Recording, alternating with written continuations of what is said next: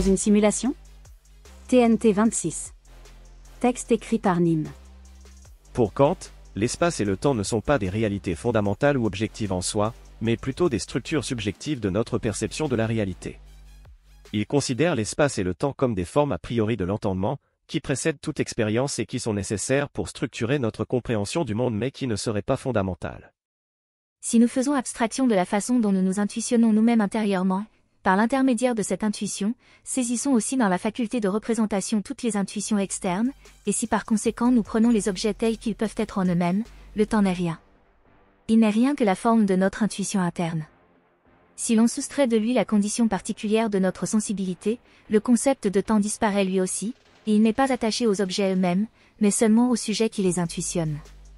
Tous les phénomènes sont dans le temps, et c'est en lui seul, comme substrat, comme forme permanente de l'intuition interne, qu'aussi bien la simultanéité que la succession se peuvent représenter. Le temps donc, où doit être pensé tout changement des phénomènes, demeure et ne change pas, parce qu'il est ce en quoi la successivité ou la simultanéité ne peuvent être représentées que comme en constituant des déterminations. Or, le temps ne peut pas être perçu en lui-même. Par conséquent, c'est dans les objets de la perception, c'est-à-dire dans les phénomènes, que l'on doit trouver le substrat qui représente le temps en général et dans lequel tout changement ou toute simultanéité, à travers le rapport que les phénomènes entretiennent avec lui, peuvent être perçus dans l'appréhension. Or, le substrat de tout le réel, c'est-à-dire de tout ce qui appartient à l'existence des choses, est la substance, dans laquelle tout ce qui appartient à l'existence ne peut être pensé que comme détermination. Par conséquent, l'élément permanent, en relation avec lequel seulement tous les rapports temporels des phénomènes peuvent être déterminés, est la substance dans le phénomène, c'est-à-dire le réel présent en lui, qui, comme substrat de tout changement, demeure toujours le même. Étant donné que cette substance ne peut donc changer dans l'existence, son quantum dans la nature ne peut ni augmenter ni diminuer. Kant, critique de la raison pure. Je rappelle que ce que je mets en avant ici fait l'objet de débats et de recherches en physique et en philosophie, et qu'il n'y a pas encore de consensus sur la nature fondamentale de l'espace et du temps. Toutefois, les arguments avancés pour soutenir que l'espace et le temps ne sont pas fondamentaux découlent généralement de la nature probabiliste de la physique quantique et de la façon dont elle semble contredire certaines des prédictions de la relativité restreinte d'Albert Einstein.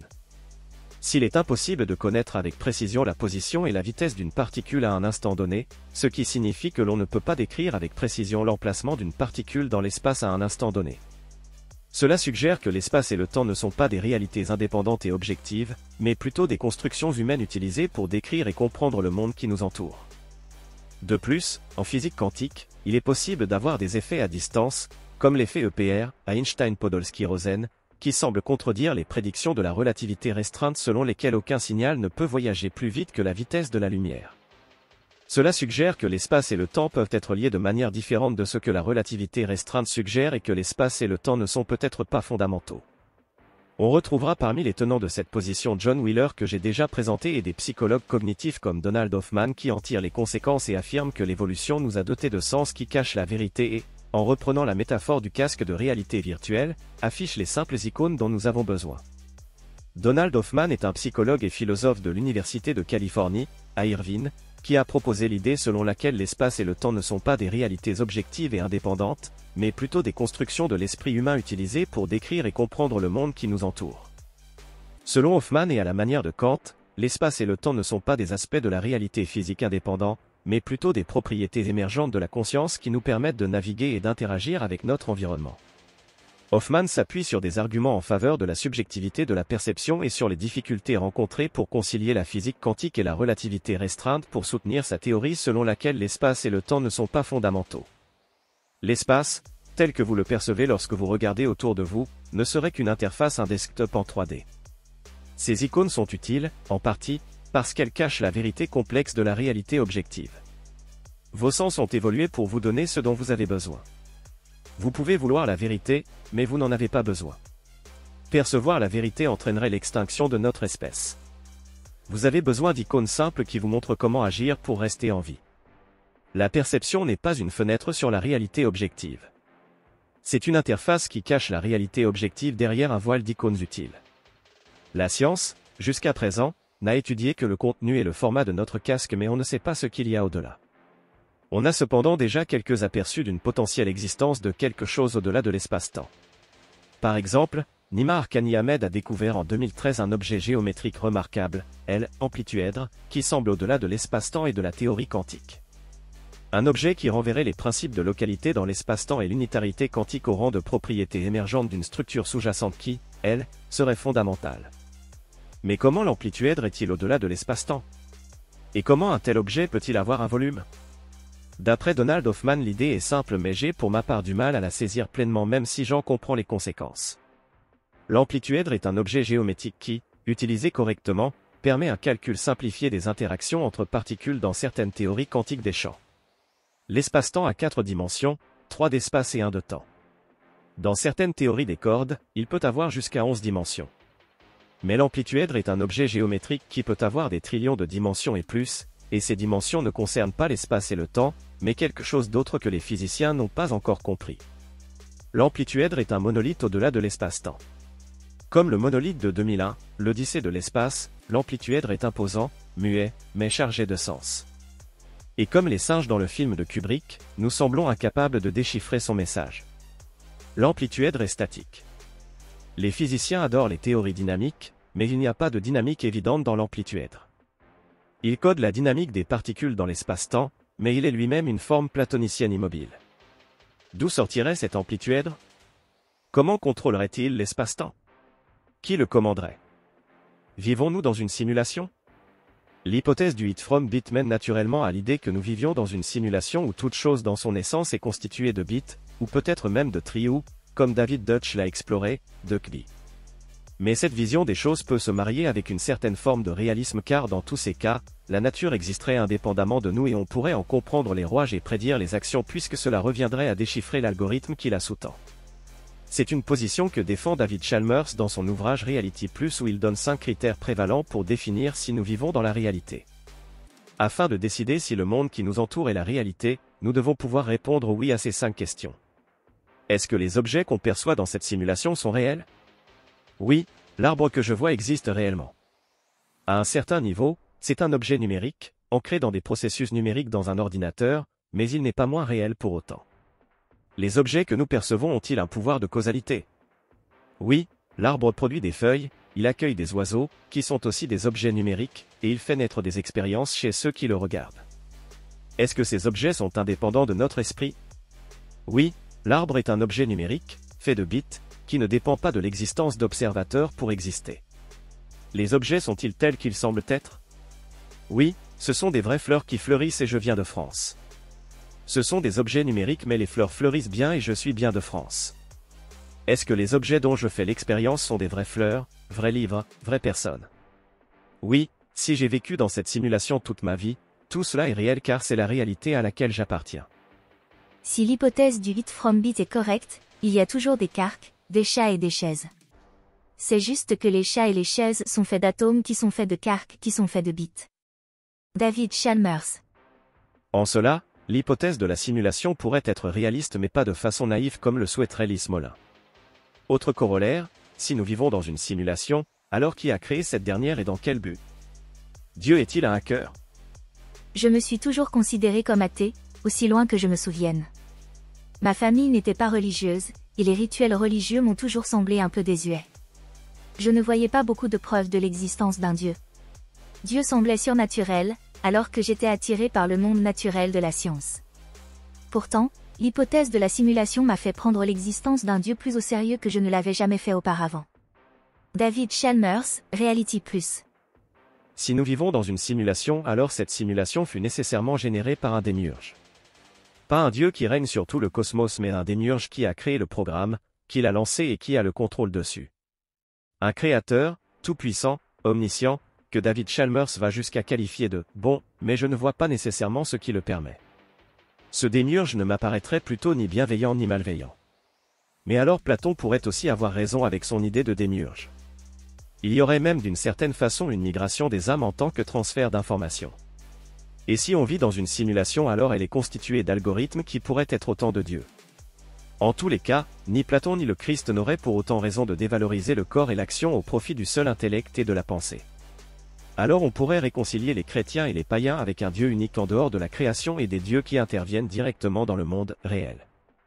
Et s'il y avait effectivement un démiurge tout-puissant, il pourrait faire flamber un buisson sans qu'il brûle simplement pour se marrer en observant la réaction du pauvre bougre à qui il joue ce tour. Et c'est ce qui me dérange un peu dans cette idée. On pourrait être prêt à croire un peu n'importe quoi. Et je crois que nous devons être vigilants avec cela. Même si notre capacité à comprendre le monde qui nous entoure était limitée, je crois comme David Chalmers que la réalité existe, que la vérité compte et qu'il existe des vérités sur la réalité. Le plus important, la réalité existe, indépendamment de nous. La vérité compte. Il y a des vérités sur la réalité, et nous pouvons essayer de les trouver. Même à l'ère des réalités multiples, je crois toujours à la réalité objective. David Chalmers, Reality Plus. Mais cela ne répond toujours pas au pourquoi. Dans quel but une telle simulation serait créée? Impossible à dire, mais ce serait sûrement pour explorer toutes les possibilités d'un univers. Alors si seuls les univers multiples peuvent encore sauver le réalisme, est-ce qu'il ne serait pas tout simplement la raison de la création d'une telle chose dans une version anti-réaliste? C'est en tout cas ce que laisse penser Gödel, que Robert Oppenheimer et John von Neumann tenaient pour le plus grand logicien depuis Aristote. Le monde n'est pas chaotique et arbitraire mais, comme le montre la science, la plus grande régularité et le plus grand ordre règnent partout. L'ordre est une forme de rationalité. La science moderne montre que notre monde, avec toutes ses étoiles et ses planètes, a eu un commencement et aura très probablement une fin. Pourquoi alors ne devrait-il y avoir que cet unique monde ici? Puisqu'un jour, nous sommes apparus dans ce monde sans savoir ni comment, ni d'où, la même chose peut se produire à nouveau dans un autre monde de la même manière. Si le monde est arrangé de manière rationnelle et a une signification, alors il doit y avoir une autre vie. À quoi cela servirait-il de produire une essence, l'être humain, qui est un si grand nombre de possibilités de développement individuel et d'évolution dans leurs relations, mais à qui on ne permettrait jamais d'en réaliser que le millième d'entre elles? Ce serait comme établir les fondations d'une maison en se donnant beaucoup de mal, puis laisser le tout se détruire. Kurt Gödel. On reviendra plus en détail sur ces réflexions logiques en temps voulu. Si ce qu'il dit ici est vrai, cela donnerait un nouvel éclairage à l'idée de perfection. Leibniz aurait tort. On ne vivrait pas dans le meilleur des mondes possibles mais dans un des mondes possibles. Certains mondes pourraient s'approcher davantage que le nôtre perfection. Nietzsche aussi aurait tort en imaginant un éternel retour avec les mêmes causes engendrant mécaniquement les mêmes effets. Le même monde pourrait être relancé à l'infini en modifiant quelques paramètres augmentant sa perfection. Cela créerait une vaste majorité de mondes auxquels nous ne faisons pas partie et d'autres où nos choix sont radicalement différents. Les Lumières ont choisi de mettre ces questions de côté, mais ce sont ces mêmes Lumières qui ont conduit aujourd'hui à les remettre sur la table. Il faut bien comprendre que se poser ces questions n'est pas se positionner contre les Lumières mais s'inscrire dans leur prolongement car ce sont elles qui font légitimement revenir ces questions, lavées de la fausseté qu'elles comportaient.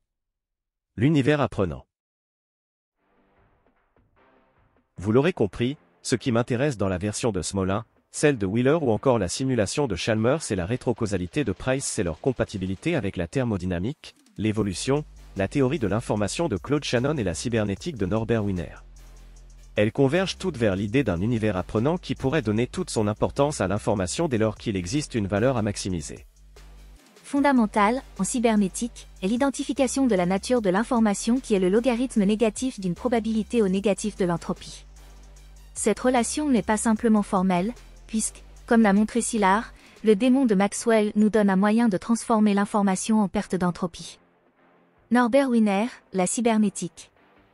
Une partie de moi aimerait croire que la conscience n'est pas un sous-produit accidentel du monde physique, mais qu'elle est en quelque sorte le but premier de la réalité. Sans nous pour y réfléchir, l'univers n'a aucun sens, pire, il est ennuyeux. Mais la partie la plus dure de mon esprit voit des idées comme le Hit from Bit comme une forme de mysticisme flou que la science est censée nous aider à surmonter. Quoi qu'il en soit, même si nous vivions dans une simulation et que l'information était la seule chose fondamentale de l'univers, cela ne changerait rien quant à notre façon d'agir dans ce que nous tenons pour le monde réel et l'importance de l'action elle-même. L'action vaut plus que l'inaction et toute action ne se vaut pas. L'action augmentant notre puissance vaut plus que celle la diminuant. Laissons de côté la question de Dieu pour le moment. Nous y reviendrons plus tard. Revenons à notre schéma, qui reste valable quelle que soit la nature de l'information et de l'espace-temps, et tentons de comprendre comment servir la puissance en tant qu'individu faisant partie d'une culture le mieux possible. On peut voir la civilisation comme la perfection d'une culture et on peut voir une culture comme une structure dissipative cherchant son extropie ou, pour le dire en termes leibniziens, une monade cherchant sa perfection. Elle repose sur les mêmes processus cybernétiques que nous avons mis en avant dans le schéma précédent.